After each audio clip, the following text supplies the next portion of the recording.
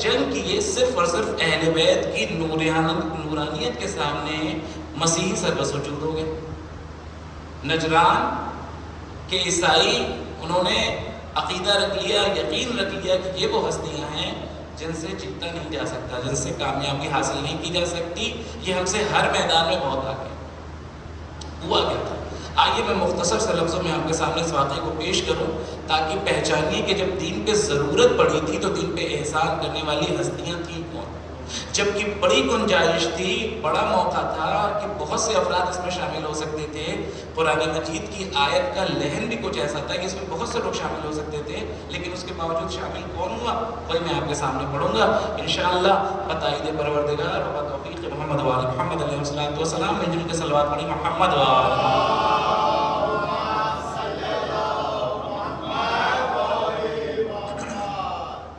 سن 9 ہجری میں، بہت غور سے سنیے گا، بہت مختصر سے لفظوں میں، لیکن میں گویا پورا خلاصہ اور نچوڑ پیش کروں گا مباہلے کا، اور مباہلے پہ بہت غور کیا کیجیے عزیزان گرامی۔ واقع مباہلہ، اور جسے آپ جشن مباہلہ کی شکل میں جشن مناتے ہیں، اعمال انجام دیتے ہیں، یہ اس تاریخ کی حیثیت بہت زیادہ ہے، یعنی حتیٰ مباہلے میں اور غدیر میں کوئی بہت زیادہ فرق نہیں ہے۔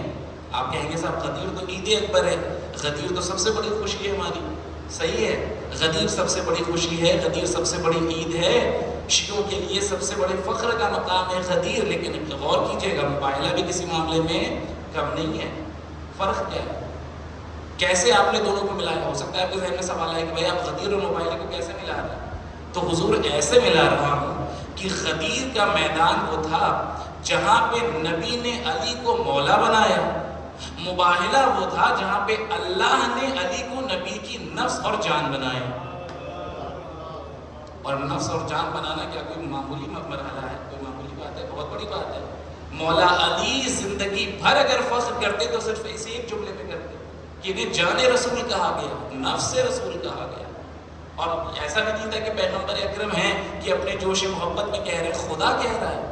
خدا نے اگر نفس رسول کہہ دیا تو پھر اب سمجھ چاہیے کہ اس سے بڑی فضیلت کیا ہو سکتی ہے۔ تو ہوا کچھ یوں تھا کہ ابتدائے اسلام تھا، اور گویا فتح مکہ کے بعد جب ایک پوری فوج در فوج دائرہ اسلام میں داخل ہو رہی تھی، اور یعنی ایک سلسلہ تھا کہ ہر علاقے میں پیغمبر اکرم اپنے پیغامات کو پہنچاتے تھے، دعوت اسلام دیتے تھے، اور لوگ ان کی دعوت اسلام کو قبول بھی کر رہے تھے، اور چونک در چونک دائرہ اسلام میں لوگ داخل ہو رہے تھے۔ اسی زمانے میں سرور دو عالم نے ایک خط لکھا تھا اور توحید کی دعوت دی تھی نصارائے نجران کو۔ نجران ہے کون سی جگہ؟ اس کی جو لوکیشن آج ہے، ظاہر ہے کہ اب تو سعودی عرب میں آتا ہے، ورنہ اس زمانے میں یمن اور حجاز یعنی یہی آج کا سعودی عربیہ، اس کے بیچ میں ایک جگہ تھی جسے نجران کہا جاتا ہے، جہاں پہ صرف اور صرف عیسائی مذہب کے لوگ رہا کرتے تھے۔ اور نہ صرف یہ کہ عیسائی مذہب میں تھے، بہرحال ان کا اپنا ایک نظریہ تھا، ایک مکتب فکر تھی، یہ وہ افراد تھے جو اس زمانے کے رؤسا شمار ہوتے تھے، یعنی بہت مضبوط تھے، بہت رچ کمیونٹی تھی، بہت پیسہ تھا، بہت دولت، بہت خزانہ، بڑا کاروبار تھا، چاروں طرف ان لوگوں کا ایک دبدبہ تھا۔ آپ جانتے ہیں بہرحال دولت کی ہر جگہ قدر ہوتی ہے، عزت ہوتی ہے، آدمی جہاں جس کے پاس دولت دکھتا ہے بہرحال سمجھتا ہے کہ انسان صاحب عزت ہے، صاحب وقار ہے، تو ان کا اپنا ایک دبدبہ تھا، اپنا ایک ولولہ تھا اس زمانے میں۔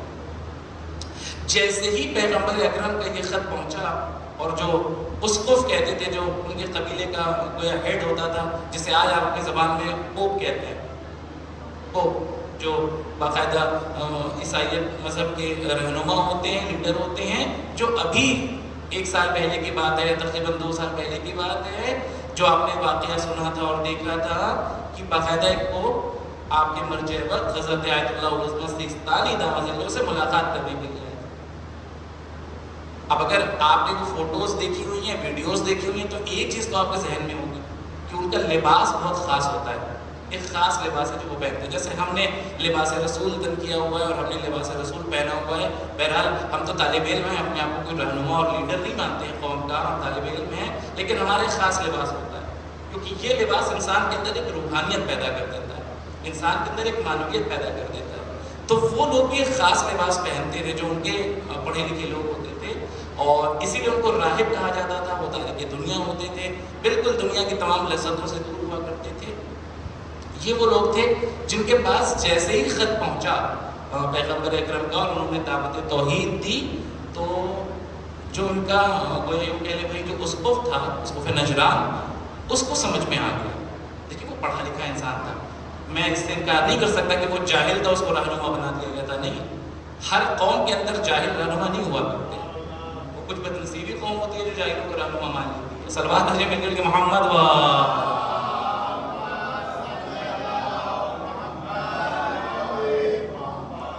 تو پڑھا لکھا انسان تھا, جانکار تھا.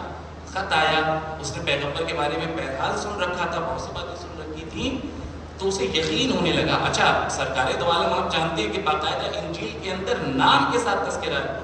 نہ صرف یہ کہ بشارت دے کے گئے, جناب عیسیٰ نام بھی بتا کے گئے تھے, اسمہ احمد, نام احمد ہو, یہ اوصاف ہوں گے, جب وہ آئے گا تو یہ واقعات رونما ہوں گے. ان کی کتابوں میں, کتاب مقدس میں درج تھا. اب وہ سارے واقعات حوادث اس کے ذہن میں ہیں. خط آ چکا ہے, اب کیا کریں؟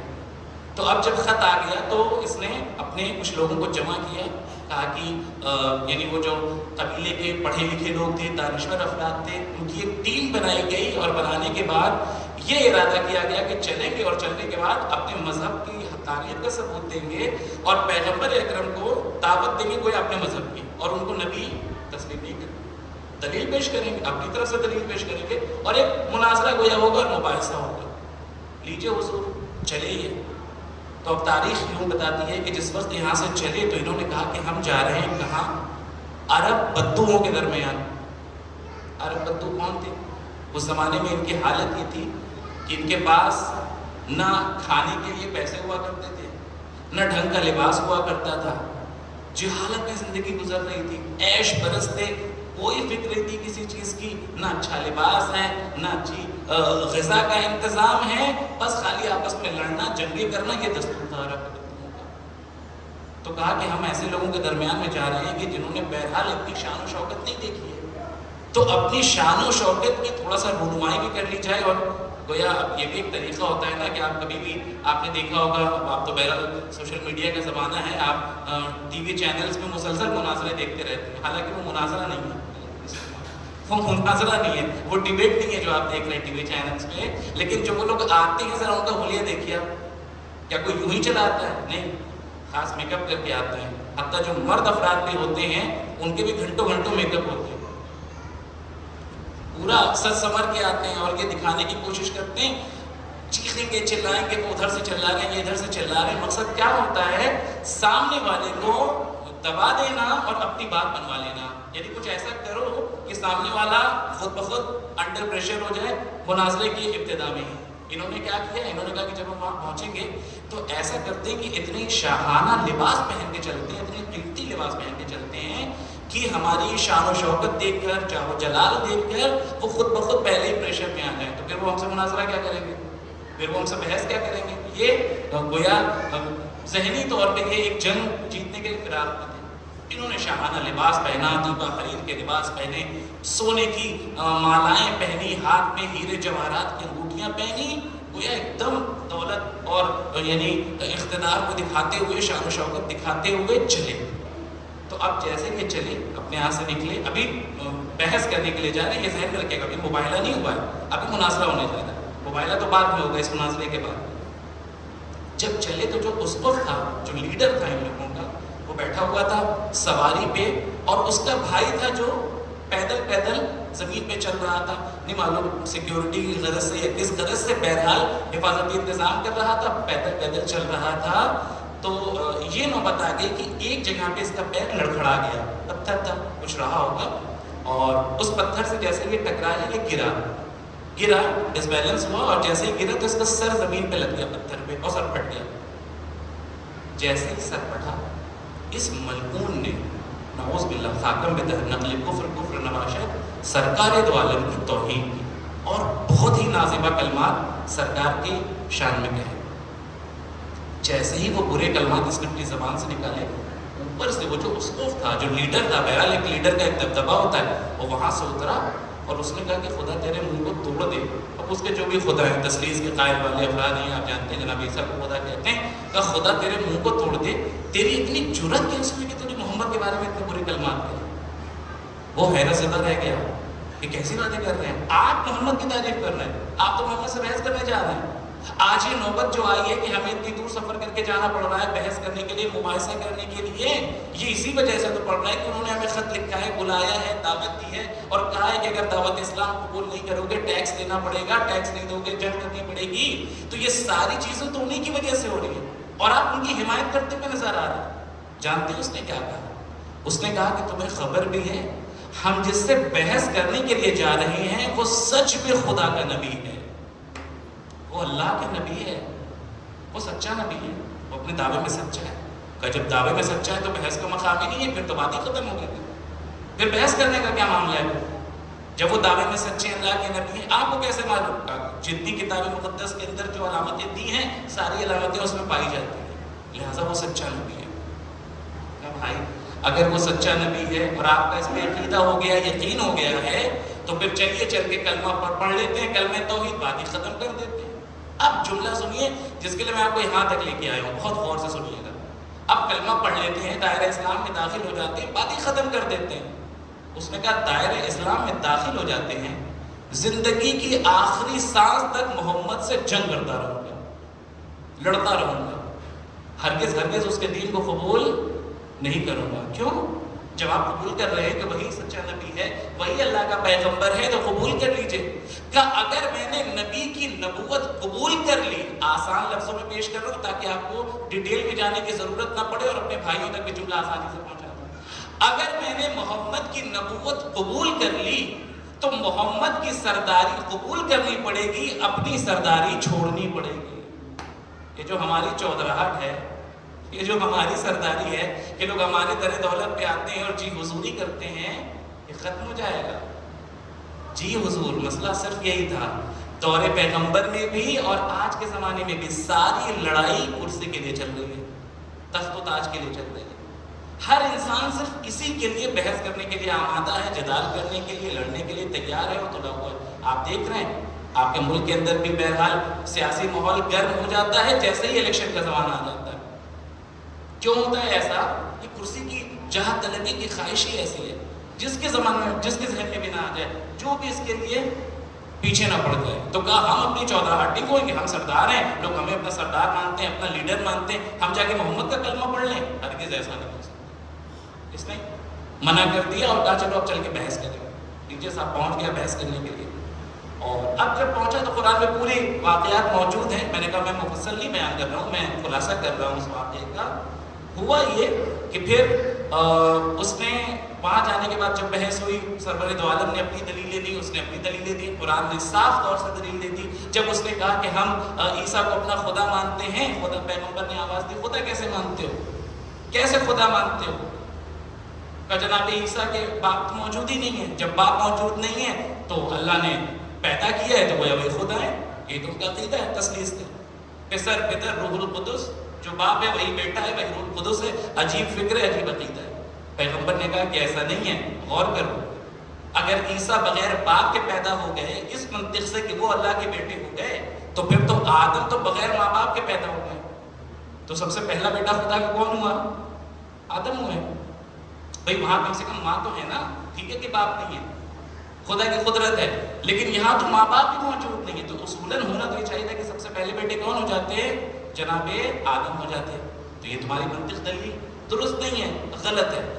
بہرحال بحث ہوتی رہی، چونکہ اب یہ ہار چکے تھے، میں نے کہا کہ قبول کر چکے کہ پیغمبر نبی ہیں، صرف اپنی جہ طلبی کی خاطر پیغمبر کو نبی نہیں مان رہے ہیں، اس کی نبوت قبول نہیں کر رہے ہیں، لہٰذا یہ نوبت آ گئی کہ خدا نے صاف طور سے حکم دے دیا کہ میرے حبیب اگر دلیلیں آ جانے کے بعد بھی یہ آپ سے کٹ حجتی کر رہے ہیں، بحثیں کر رہے ہیں، تو اب بحث کرنے کی ضرورت نہیں ہے۔ اب کیا کیجئے؟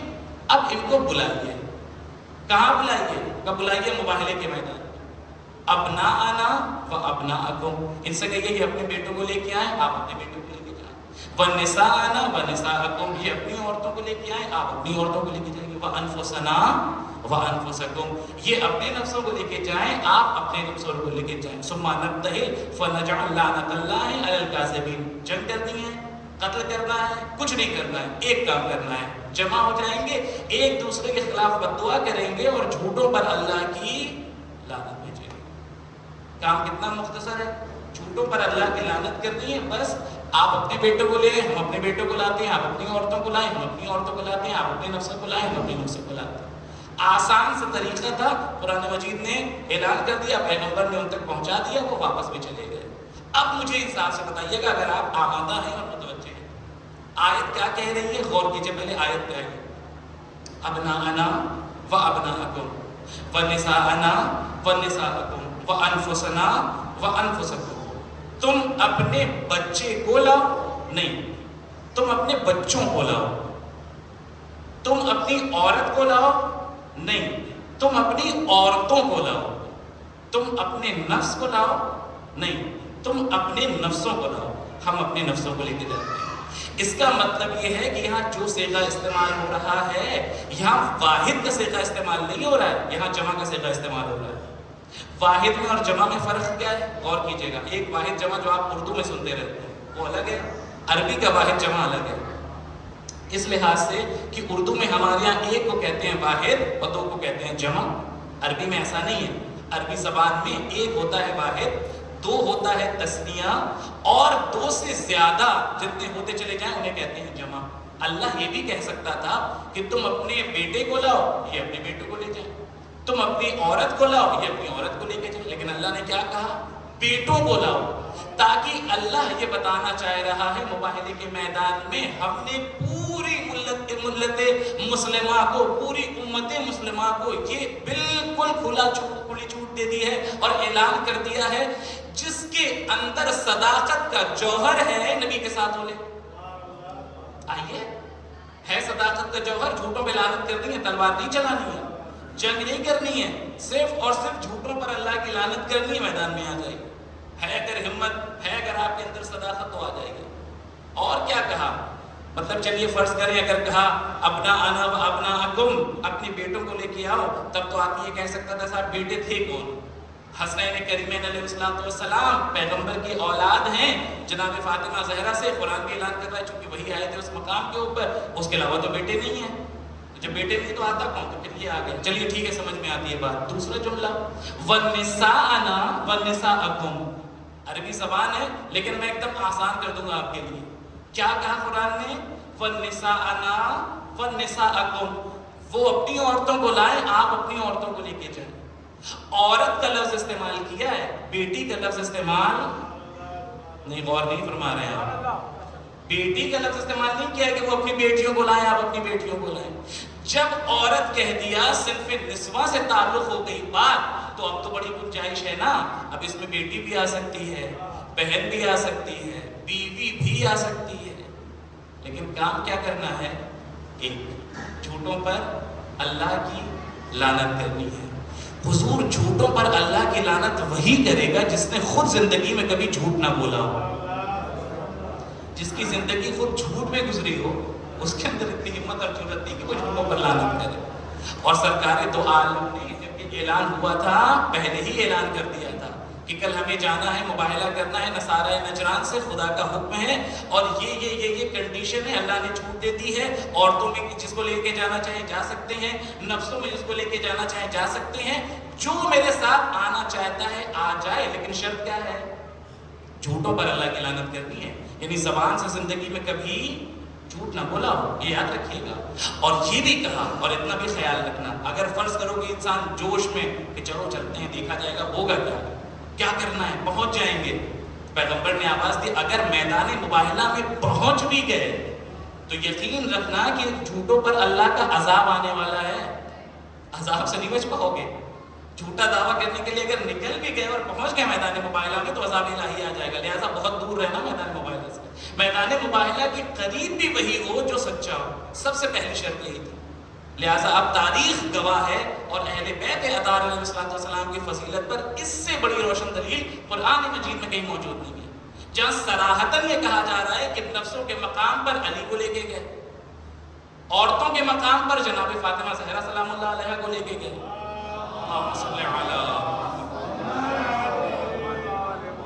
اتنا فکرہ درود نہ بھیجیں، مل جل کے جیتا جاگتا درود بھیجیں عظمت آل محمد.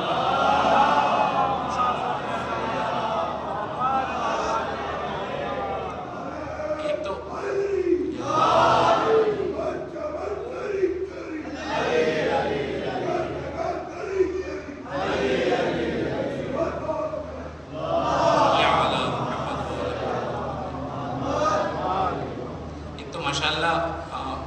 آپ حضرات میری ایکسرسائز بھی بہت کروا رہے ہیں. کچھ لوگ ادھر بیٹھے ہیں، کچھ لوگ ادھر بیٹھے ہوئے ہیں. تھوڑا سا اگر سمٹ آئیں اور مل جل کے بیٹھے تو مجھے آسانی ہوگی. ظاہر ہے جب مجمع ایک جگہ پہ جمع ہوتا ہے تو پھر پڑھنے کا ایک الگ ہی لطف ہوتا ہے. آگے سمٹ آئیں. معتبانہ گزارش ہے سلوات بھیجتے رہیں مل جل کے محمد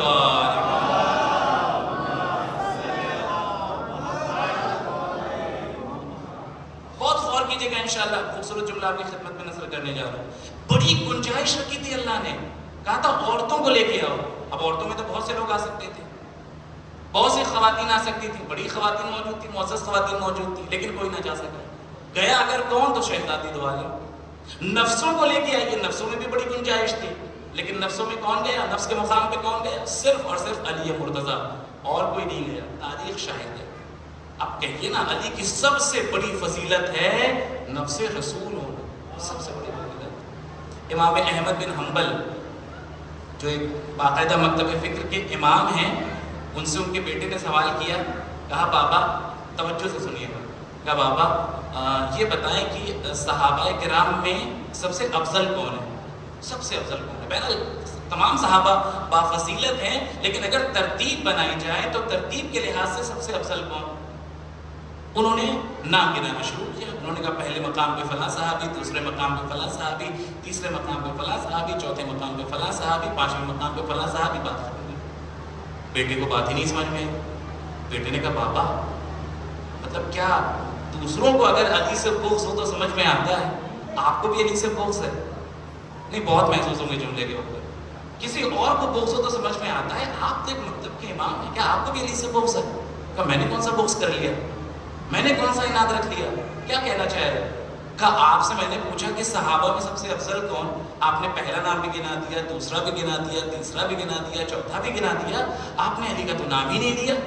کہا تم نے سوال کیا پوچھا تھا؟ کہا میرا سوال یہ تھا کہ صحابہ میں افضل کون. کہا کمال کرتے ہو، سوال کرتے ہو صحابہ کے بارے میں اور پوچھتے ہو علی کا نام کیوں نہیں لیا؟ بھائی اصحاب محمد اور ہیں، نفس محمد اور ہے. صلوات بھیجیں مل جل کے محمد وآل محمد.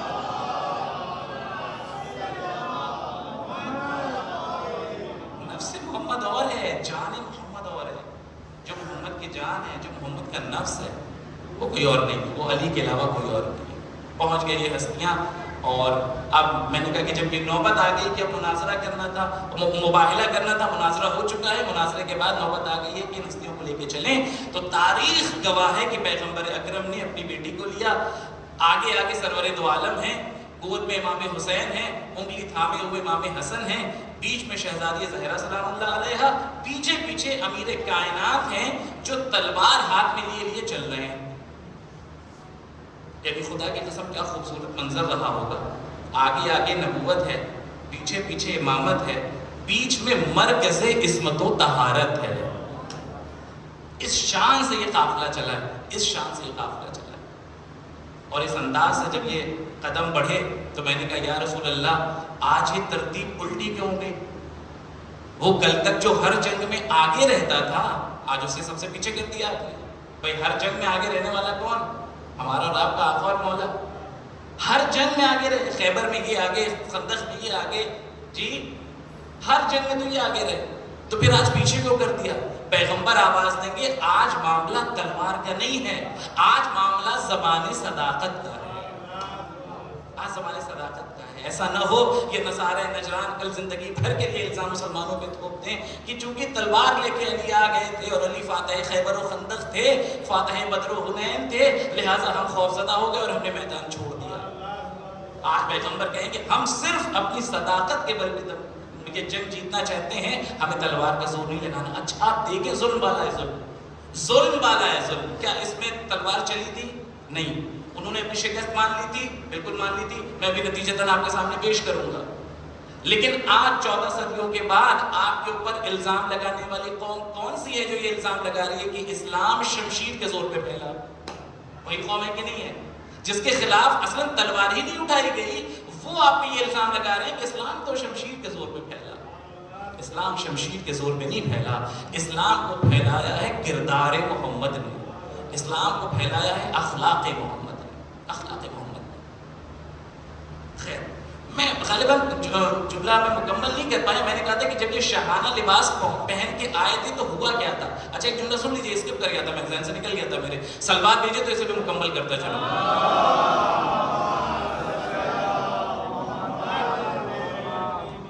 جب یہ شاہانہ لباس پہن کے وہاں پہنچے تھے مناظرے کے لیے، ابھی مباہلہ نہیں، مناظرے کے لیے پہنچے تھے، تو ہوا کچھ ہوتا کہ عرب محو حیرت ہو گئے، تعجب کرنے لگے کہ بھئی کون لوگ ہیں، اتنا شاہانہ لباس، اتنا قیمتی لباس۔ میں نے کہا نا کہ دیپا حریر کے لباس پہنے، ریشمی لباس پہنے، گلے میں سونے کی موتیاں، ہاتھ میں ہیرے جواہرات کی انگوٹیاں، حیرت سے لوگ دیکھنے لگے، آنکھیں بھر بھر کے دیکھنے لگے۔ اور یہ سیدھے مسجد میں داخل ہوئے، سرکار دو عالم تشریف فرما تھے، محو عبادت تھے، وہاں گئے اور جا کے انہوں نے پیغمبر اکرم کو سلام کیا، اور جیسے ہی پیغمبر سے مخاطب ہونا چاہا، سرکار نے اپنا رخ پھیر لیا۔ اللہ اکبر، امان ہو اس دن سے جب وقت کا معصوم آپ سے نگاہ پھیر لے۔ زندگی ختم ہے، خدا کی قسم، برباد ہے زندگی ایسے شخص کی جس سے معصوم اپنا رخ پھیر لے۔ پیغمبر نے رخ پھیر لیا، ان کو سمجھ میں ہی نہیں آیا، انہوں نے دوبارہ سلام کیا، فرض کر لیں ادھر سے کیا تو وہ ادھر سے گھوم کے آگے، کہ دیکھا نہیں کیا، پہچانا نہیں کیا ہم کون ہیں، اتنا شاہانہ لباس پہن کے آئے ہیں، اتنی دور سے آئے ہیں، نجران سے آ رہے ہیں۔ پھر سلام کیا، سرور دو عالم نے پھر رخ پھیر لیا۔ اب ان کو سمجھ میں آ گیا کہ معاملہ کچھ گڑبڑ ہے، وہاں سے باہر نکلے، کسی صحابی کو پکڑا اور پکڑ کے کہا کہ یہ بتاؤ تم نے تو جو بتایا تھا اپنے نبی کے بارے میں اور جو ہم نے سنا تھا تمہارے نبی کے بارے میں کہ وہ تو اخلاق کے عظیم درجے پر فائز ہیں، لیکن دیکھو کتنی بد اخلاقی کر رہے ہیں معاذ اللہ، ہم ان کو سلام کر رہے ہیں تو سلام کا جواب نہیں دے رہے، ہم سے رخ ہی پھیر لے رہے ہیں۔ تو صحابہ نے کہا کہ بھائی اس میں تو کوئی شک ہی نہیں ہے کہ انک لعلی خلق عظیم، پیغمبر اخلاق کے عظیم درجے پر فائز ہیں، لیکن یہ تمہارے ساتھ ایسا کیوں کر رہے ہیں ہمیں نہیں معلوم، ہمیں اس کی خبر نہیں۔ کہا پھر ایک صحابی وہاں پہ موجود تھا جس کے لیے پیغمبر نے فرمایا تھا کہ سلمان و منا اہل البیت، سلمان ہم اہل بیت میں سے ہے۔ اس نے اس راہب کا ہاتھ پکڑا جو اسقف تھا، جو لیڈر تھا اس کا، اور کہا کہ آؤ تمہیں لے کے چلتے ہیں اس در کے اوپر جہاں ہر مشکل کا حل موجود ہے۔ ایک ہی دہلیز ہے، ہر مشکل کا حل موجود ہے۔ لیجیے، ہاتھ پکڑا اور پکڑ کے حلال مشکلات کی دہلیز پہ لے کے آئے، اور جیسے ہی مولا علی سامنے آئے اس نے اپنا قضیہ بیان کیا کہ ہم اتنی دور سے آئے ہیں، پیغمبر نے ہمیں دعوت نامہ بھیجا تھا، اب جب ہم ان کو سلام کر رہے ہیں تو ہمارے سلام کا جواب بھی نہیں دے رہے، وہ اتنا بھی گوارا نہیں کر رہے کہ ہماری طرف دیکھیں، ہم سے رخی پھیر کے بیٹھے ہوئے، کیا ماجرا ہے؟ یہ ہیں آپ کے پیغمبر جو اخلاق عظیم درجے پر فائز ہے۔ مولا نے ان کو اوپر سے نیچے تک بغور دیکھا اور کہا اسی حالت میں گئے تھے؟ غور نہیں کر رہے ہیں آپ، توجہ نہیں فرما رہے، اسی حالت میں گئے تھے؟ کہا جی ہاں اسی حالت میں گئے تھے۔ کہ تم تو اپنے آپ کو راہب کہتے ہو، تم تو اپنے آپ کو تارک دنیا کہتے ہو، تم تو کہتے ہو خواہشات دنیا میں بالکل جیتے ہی نہیں، خواہشات دنیا کو ترک کر دیتے ہیں، اور لباس ایسا پہن کے آئے ہو کہ پوری دنیا کی دولت دکھ رہی ہے تمہارے لباس کے اوپر۔ پیغمبر اکرم تمہاری طرف نگاہ نہیں کرنے والے ہیں، پہلے جاؤ اپنے حقیقی لباس میں آؤ، جو تمہارا اصلی لباس ہے، ان کا خاص لباس سفید کلر کا جو میں نے کہا جو ہوتا ہے، کہ اس لباس میں جاؤ۔ جب تم راہب والے لباس میں جاؤ گے پیغمبر تمہاری طرف دیکھیں گے۔ پیغمبر اگر اس وقت احترام کر لیتے، خدا کی قسم یہی منطق ہے اور یہی جواب ہے، اگر پیغمبر اس وقت احترام کرتے، ملاقات کرتے، سلام علیک کرتے، آج 14 صدیوں کے بعد بھی دشمن آپ کو یہ اعتراض کر رہا ہوتا۔ سرور دو عالم کو تو پیسہ جمع کرنا تھا، جو امیر اور روسا افراد تھے ان کے پاس جایا کرتے تھے، ان سے ملاقات کیا کرتے۔ پیغمبر نے پہلے ہی دن بتا دیا، جب بہرحال اسلام مشکل حالات سے گزر رہا تھا، مشکل دور سے گزر رہا تھا، اس زمانے میں بھی سرور کائنات نے امیروں کا احترام ان کی دولت کی وجہ سے نہیں کیا ہے، ان کی رئیسی کی وجہ سے نہیں ہے، ان کے تقوی کی وجہ سے، ان کے کردار کی وجہ سے۔ وہ گئے، پھر انہوں نے لباس بدلا اور وہ سارا ماجرا جو میں آپ کے سامنے پڑھ چکا ہوں کہ اس کے بعد نوبت یہ آ گئی کہ پھر مباہلے کا میدان آ گیا۔ لیجیے صاحب، مباہلے میں پنجتن پاک پہنچ گئے، اور جب پہنچے ہیں پنجتن پاک تو منظر کچھ یوں تھا کہ جیسے ہی جو ان کا بڑا لیڈر تھا یا یوں کہا جائے ان کا عارف تھا، عالم تھا، بہت بزرگ عالم تھا، اس نے جیسے ہی اہل بیت کے چہرے دیکھے اور وہ چہرے نورانی دیکھے، اس کی زبان پہ بے ساختہ جملہ آ گیا کہ ان سے ہرگز ہرگز مباہلہ نہ کرنا، ہرگز ہرگز مباہلے کے میدان میں نہ جانا۔ کیوں نہ جانا؟ کہ اگر مباہلے کے میدان میں پہنچ گئے ان کے مقابلے میں تو یقین جانو روئے زمین پر ایک عیسائی بھی زندہ نہیں بچے گا۔ اس لیے کہ ہم ایسے چہرے دیکھ رہے ہیں، لفظوں پہ بہت غور کیجئے گا، ایسے چہرے دیکھ رہے ہیں جو اگر بد دعا کر دیں تو پہاڑ اپنی جگہ چھوڑ دیں۔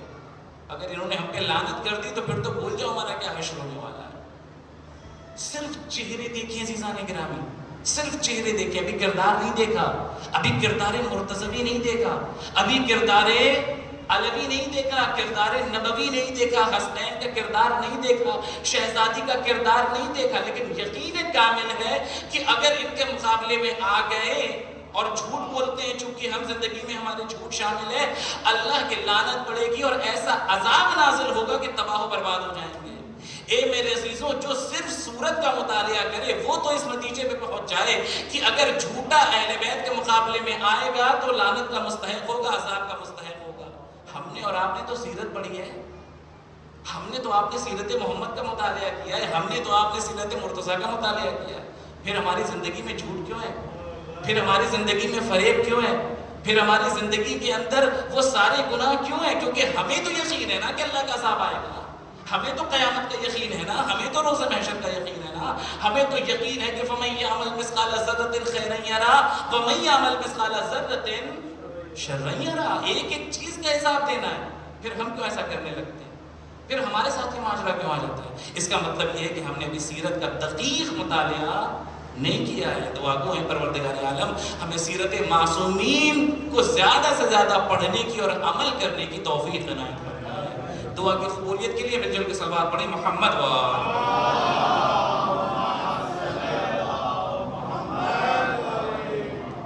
بھائی سورت دیکھ کے کوئی مبہوت ہو جائے اس کی بات الگ ہے، ہم نے سورت نہیں دیکھی لیکن سیرت تو پڑھی ہے نا، ہم تو سیرت کا مطالعہ کرنے والے ہیں، ہم جانتے ہیں۔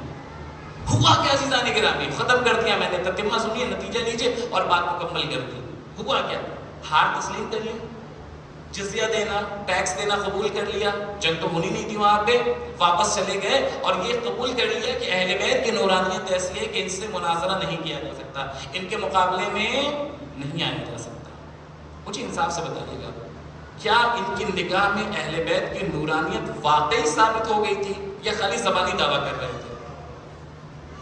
تصور ہی نہیں کیا جا سکتا کہ زبانی دعویٰ کر رہے تھے، کیونکہ یہاں تو مذہب کی حقانیت کا معاملہ تھا۔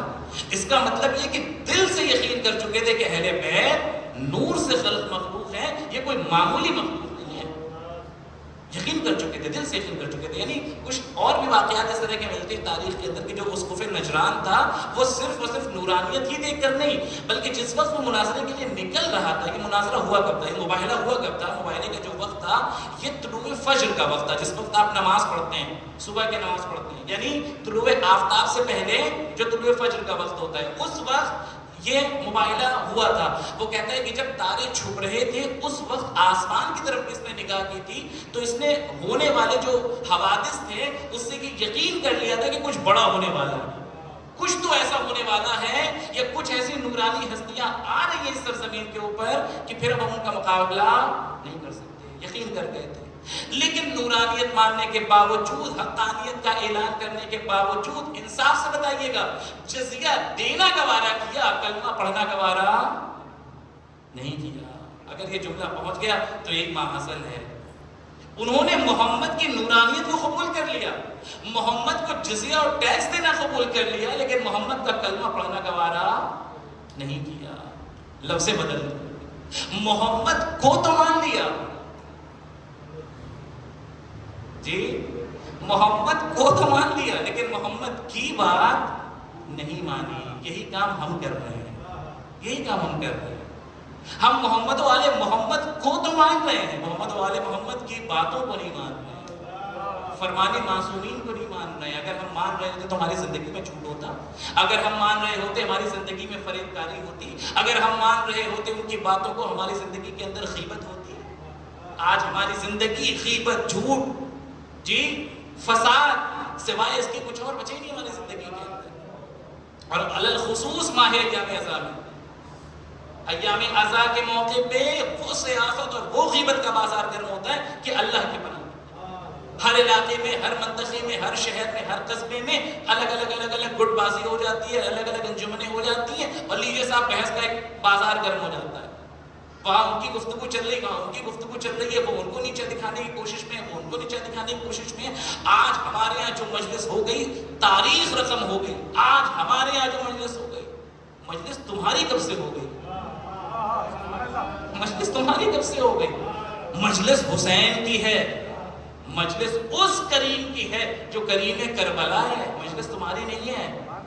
اور یہ جو آپ یہاں کے بیٹھ بھی گئے نا، خدا کی قسم یہ بھی توفیق ہے جو اہل بیت نے ہمیں دی ہے، یہ وہاں کی توفیق ہے۔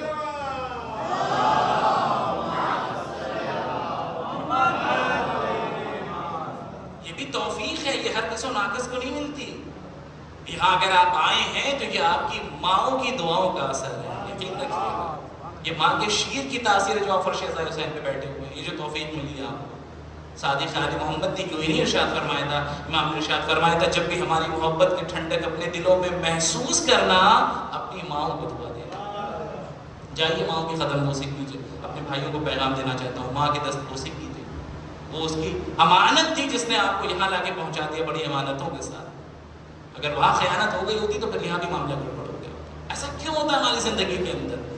یہ کیوں اس طرح سے اس معاملات میں پڑ جاتے ہیں جبکہ ہم اہل بیت کی نورانیت کو مانتے ہیں، یقین کامل رکھتے ہیں اہل بیت کی حقانیت کے اوپر، اس کے باوجود عزیزان گرامی حیرت کی بات تو یہ ہے کہ وہ افراد جنہوں نے ابھی سیرت نہیں دیکھی ہے، ابھی اہل بیت کی سیرت کو نہیں دیکھا تھا، صرف صورت کو دیکھا تھا، ایسا گرویدہ ہوئے اور ایسا عاشق ہوئے کہ دنیا ان کی مثال رکھتی ہے۔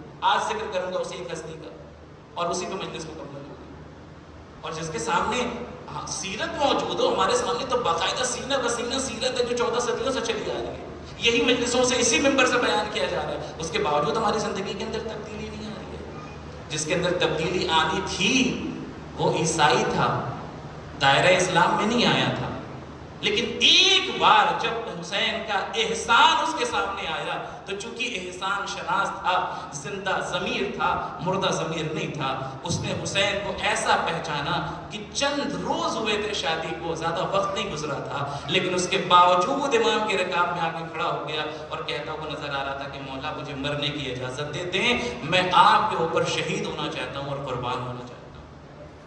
سمجھ گئے آپ؟ وہ کون سا عیسائی تھا جو حسین کے ساتھ تھا؟ وہ کون سا راہب تھا جو حسین کے ساتھ تھا؟ تاریخ نے اسے وہب نام دیا ہے، وہب بن عبداللہ کلبی، مسلمان نہیں ہے، ابھی مجھے کلمہ نہیں پڑھا ہے، دائرہ اسلام میں نہیں آیا۔ مختصر سی تاریخ چند لفظوں میں سنیے اور دو جملے مصائب پر گفتگو میں نے مکمل کی کہ جس نے ایک بار امام حسین کو پہچان لیا، جس نے ان نورانی ہستیوں کو پہچان لیا اور واقعی ان کے احسان کو سمجھ لیا جو انہوں نے کیا ہے دنیا والوں کے اوپر، پھر وہ اپنی جان کی پرواہ بھی نہیں کرتا ہے۔ دو روایتیں ہیں جو وہب کلبی کے بارے میں ملتی ہیں۔ ملتا ہے کہ یہ لوگ وہ افراد ہوتے تھے جو دنیا میں بہرحال اتنی دولت اور اتنا پیسہ نہیں ہوتا تھا کہ ان کے پاس کوئی مکان ہو، کسی خاص مقام پہ رہتے ہوں، ایسا نہیں ہے۔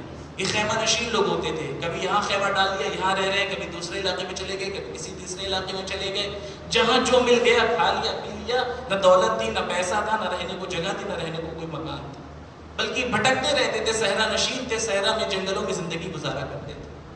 دو روایتیں ملتی ہیں۔ پہلی روایت یہ ہے کہ جب یہ امام حسین کا قافلہ مقام ذو حسن پہ پہنچا ہے تو وہاں پہ اسی کا خیمہ وہب کلبی کا لگا ہوا تھا۔ وہ پانی کی تلاش میں، صحرا میں پانی کی جو قیمت تھی اسے لفظوں میں بیان نہیں کیا جا سکتا، یعنی آپ کی نگاہوں میں جو قیمت سونے اور ہیرے کی بھی ہے اس سے کہیں زیادہ قیمتی تھا صحرا کے لوگوں کے لیے پانی۔ اگر انہیں پانی مل جائے بہت بڑی بات ہے، وہاں پانی نہیں ہوا کرتا تھا۔ ملتا ہے کہ یہ پانی کی تلاش میں گیا ہوا تھا، گھر میں اس کی زوجہ ابھی چند روز ہوئے تھے اس کی شادی کے لیے، ہانیہ نام لکھا تاریخ نے اس کا، اور اس کی ماں جس کا نام قمر نام لکھا تاریخ نے، گھر کے اندر موجود تھے، اور امام حسین کا قافلہ جب وہاں سے گزرا، امام نے اپنا قافلہ روکا، اور جیسے یہ بیویاں خیمے سے باہر آئیں، انہوں نے محسوس کیا کہ کوئی نورانی ہستی ہے، کوئی بہت ہی نورانی ہستی ہے جو آئی ہوئی ہے، اور امام نزدیک پہنچے اور پہلا سوال کیا کہ یہ خیمہ کس کا ہے؟ کہ یہ خیمہ وہب کا ہے۔ کہ کون وہب؟ پورا نسب بتایا اس نے، وہب بن عبداللہ کلبی، یہ وہب کلبی کا تھا، وہب کلبی کا خاندان کا۔ اچھا، وہب آئے تو بس اس کو یہ پیغام دے دینا کہ تم کو حسین نے یاد کیا ہے، بس، اور کچھ نہیں کہا۔ اور ہاتھ میں ایک نیزہ تھا مولا کے، جو مولا نے زمین پہ مارا اور آگے بڑھ گئے، زمین پہ نیزہ لگا، پانی کا چشمہ پھوٹ پڑا۔ یہ سمجھ گئے، یہ سمجھ گئے، صحرا نشین ضرور تھی لیکن مباہلے کا واقعہ سن رکھا تھا اس نے، نورانیت کا واقعہ سن رکھا تھا اس نے، یہ سمجھ گئی کہ یہ آنے والا کوئی اور نہیں ہے، یہ آنے والا فرزند زہرا ہے، اور یہ وہی مباہلے کا سچا ہے جس نے ہمارے بزرگوں کو شکست دی تھی۔ ہاتھوں کو جوڑ کے کہتی ہے مولا بس اتنا بتا دو دیجئے آپ ہیں کون؟ کا وہب سے کہہ دینا حسین ابن علی نے اسے یاد کیا ہے۔ لیجئے، تھوڑی دیر گزری، وہب نزدیک آئے، اور جیسے ہی وہب نزدیک آئے اور آنے کے بعد وہ منظر دیکھا جو میں نے کہا صحرا نشینوں کے لیے پانی مل جائے اس سے بڑی دولت اور خزانہ نہیں ہو سکتا، چل جائے کہ پانی کا چشمہ پھوٹ پڑا۔ خوش ہو گیا، یہ کیا ہو گیا، کیسے یہ معجزہ ہو گیا؟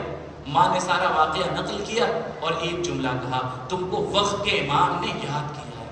مسلمان نہیں ہے، میں کیوں دوہرا رہا ہوں جملہ، ابھی کلمہ نہیں پڑھا، ابھی دائرہ اسلام میں نہیں آئے، وہ تو بات کا برحل ہے۔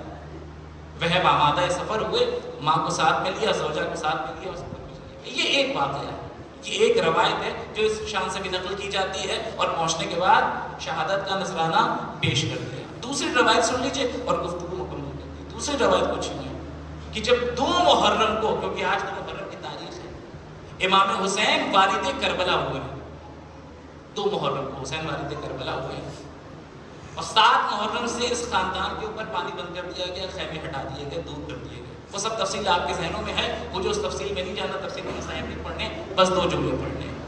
یعنی ایک وہ وقت بھی آیا تھا جب یہ کہا گیا کہ اپنے خیموں کو یہاں سے ہٹاؤ اور یہاں سے دور ہو جاؤ، اپنے خیموں کو فرات کے کنارے سے دور کر دو۔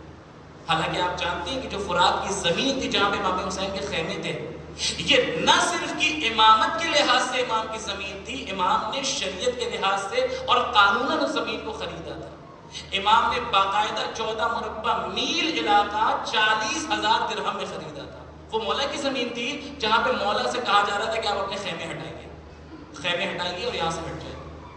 جیسے یہ آواز فضا میں بلند ہوئی، عمر سعد لعنت اللہ علیہ کی، خدا اس کی روح پہ تا قیامت لعنت نازل کرے، ایک مرتبہ میرے غازی کو جلال آیا، غازی نے تلوار کو باہر نکالا، آئے اور ایک خط کھینچ دیا، اللہ رے جوش و جلالے ثانی حیدر کرار، ایک خط کھینچا اور کہا کہ خیمے ہٹانا تو بڑی دور کی بات ہے، اگر تم میں کسی میں مجال ہے تو بس اس خط کو عبور کر کے دکھاؤ۔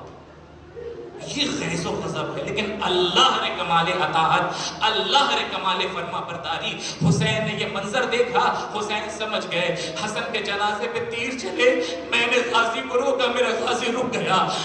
ابن زیاد کے دربار میں نے غازی کے بازو تھامے، غازی یہ کربلا نہیں ہے، غازی رک گئے، لیکن اب تو کربلا آ گئی نا، اب تو میدان کربلا ہے، میں اپنے غازی کو روکوں کیسے؟ حسین کو کچھ سمجھ میں نہ آیا، بس اب ایک ہی راستہ بچا تھا، خیمے میں آئے، آ کے کہا زینب میرا بھائی بکھر گیا ہے، میرے بھائی کو جلال آ گیا ہے۔ یہ جملہ سنا، زینب نے فضہ کو حکم دیا، فضہ نے آواز دی، غازی آپ کو شہزادی نے یاد کیا ہے، اے ارباب عزا، اے رونے والو، وہ میرا غازی جو ابھی خط کھینچ رہا تھا، چند منٹوں میں نہ جانے ایسا کیا ہوا، واپس آئے، خیموں کی تنابیں کھولنا شروع کر دیا، خیمے کی تنابوں کو کھولنا شروع کیا۔ اب یہ قافلہ جانے والا ہے، دوسرے علاقے میں جانے والا ہے، فرات سے دور جانے والا ہے۔ لیجئے قافلہ چلا گیا، کمال اطاعت، کمال ایثار، کمال وفاداری کا مجسمہ ہے غازی ابو الفضل العباس۔ لیجئے یہ قافلہ پہنچا، اور اب جس مقام پہ پہنچا ہے حسین کا قافلہ، یہی وہ مقام تھا جہاں پہ وہب کا بھی خیمہ لگا ہوا تھا۔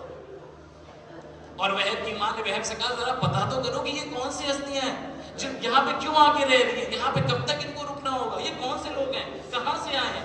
عرب معلوم ہوتے ہیں اور بڑے شریف عرب معلوم ہوتے ہیں. تو وہب نزدیک آیا اور آ کے پوچھتا ہے کہ اے عرب آپ کون ہیں اور کہاں سے آئے ہیں؟ حسین نے اپنا تعارف کروایا اور کہا تم وہب کلبی ہو نا؟ اس کو حیرت ہوئی کہ آپ کو میرا نام بھی معلوم ہے. کہاں نام معلوم ہے؟ آپ کون ہیں؟ کہ میرا نام حسین ابن علی ہے، میں مدینے سے آیا ہوں.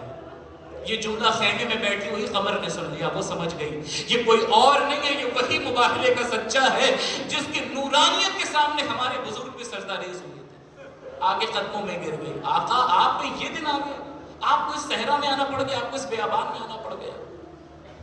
لیجیے مجھے تفصیل میں نہیں جانا، بس 2 جملے اور مجلس میں نے مکمل کر دی. اب وہ حکم بھی ہو گیا کہ ماں نے اپنے بیٹے کو اپنے پاس بلایا.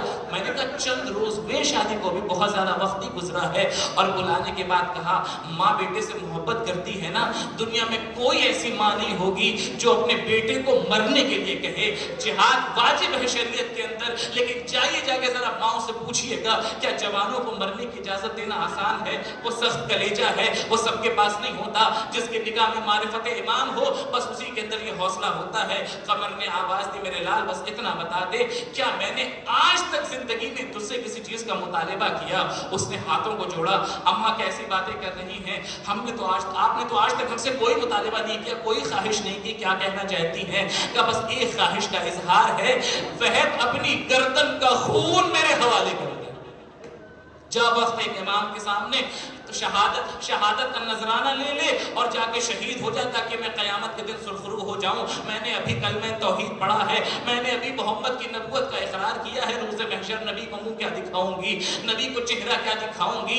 نبی کا نواسہ قتل کر دیا جائے اور تو زندہ رہ جائے. وہب جا کے جہاد کر. وہب نے اجازت لی اور ایک جملہ کہا مادر گرامی اگر اجازت دیں اپنی بیوی سے بھی رخصت ہو لوں. اپنی بیوی ہانیہ کے پاس آئے، آ کے وہی جملہ دہرایا، ہم نے نبی کی نبوت کا کلمہ پڑھا ہے، نبی کے نواسے کی جان خطرے میں ہے، میں اپنی جان کا نذرانہ پیش کرنے جا رہا ہوں. بیوی نے آواز دی آپ کو قربانی مبارک ہو، آپ کو شہادت مبارک ہو، لیکن جانے سے پہلے بس ایک خواہش ہے میری، اسے پوری کرتے جائیے. کہ کون سی خواہش ہے؟ کہ مجھے آقا کے پاس لے چلیے، مجھے اپنے آقا سے باتیں کرنی ہیں. لیجیے اس نے اپنی زوجہ کا ہاتھ تھاما، وقت کے امام کی خدمت میں آیا، آ کے کریم کربلا سے کہتا ہے میری زوجہ آپ سے کچھ باتیں کرنا چاہتی ہیں. دل تھام کے جملہ سنیے گا. مولا نے کہا کیا کہنا چاہتی ہو؟ کہ مولا آپ جانتے ہیں ابھی ہماری شادی کو چند روز گزرے ہیں، ہمارا اور کوئی موجود نہیں ہے، میرا وارث یہی وہب ہے اور اب یہ شہید ہونے جا رہا ہے. مولا مجھے یقین ہے وہب شہید ہو جائے گا،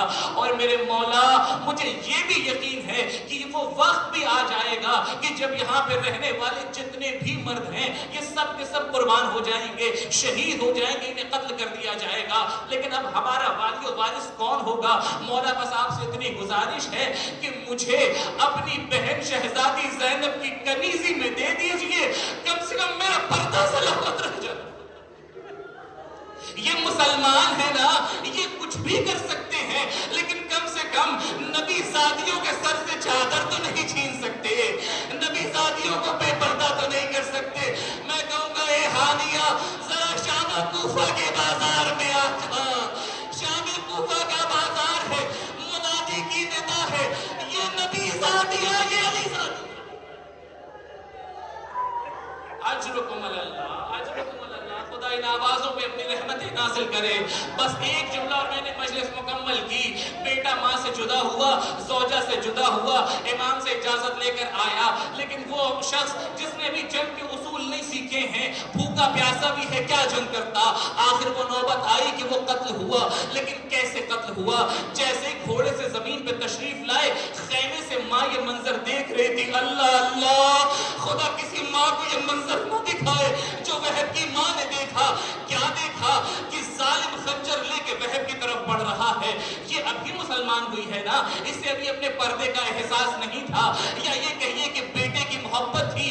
خیمے سے باہر نکل آئی، ادھر ظالم کو یہ محسوس ہوا ماں کا دل ہے، بیٹے کو قتل کرتے ہوئے دیکھے گی، اس کا دل تڑپ اٹھے گا اور جلانے کے لیے اور تکلیف دینے کے لیے. اس نے ماں کے سامنے وہب کے سر و گردن میں جدائی کی، کٹا ہوا سر اٹھا کے ماں کی طرف پھینک دیا.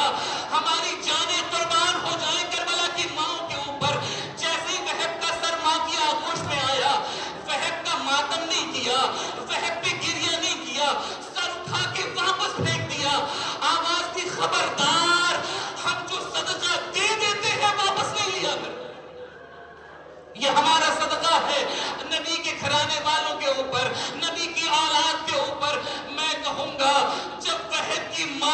جگر ہے، بہن کی ماں کا یہ حوصلہ ہے.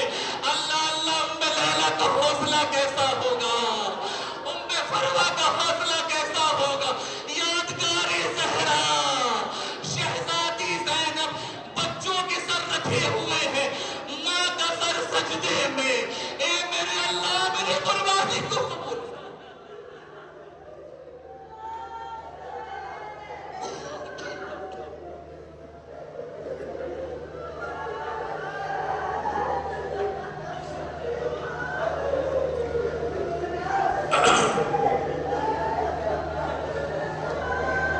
فسيعلم الذين ظلموا يوم القلب ينقلبون ولعنة الله على القوم الظالمين. الہی بحق زہرا و ابیہا و بعلہا و بنیہا بار اللہ تجھے واسطہ محمد و آل محمد کا ہماری اس قلیل عبادت کو شرف قبولیت عطا فرما. میرے اللہ تجھے واسطہ محمد و آل محمد کا جہاں جہاں بھی شیعہ حیدر کر رہا ہے ان کی جان مال عزت و آبرو کی حفاظت فرما. جتنے بھی پریشان حال ہیں ان کی پریشانیوں کو جدہ سے دور کر. جتنے بھی مقروض ہیں انہیں قرض سے مقدوش کر. جتنے بھی بے اولاد ہیں ان کو نعمت اولاد سے مالا مال کر. میرے اللہ تجھے واسطہ محمد و آل محمد کا ایران عراق سیریا میں عالم سے مقدسہ کی حفاظت فرما. دشمنان اہل بیت کو جلد از جلد نیست و نابود فرما. میرے اللہ دعاؤں میں سب سے اہم دعا یہ ہے کہ میرے اللہ منتقی میں خون حسین امام زمانہ کے ظہور میں تعجیل فرما. انت الظہور ہمیں اتنی توفیق عنایت فرما کہ ہم ان کے غلاموں میں شمار کی جا سکیں. اللہم تقبل منا انک انت السمیع العلیم. ماتم حسین.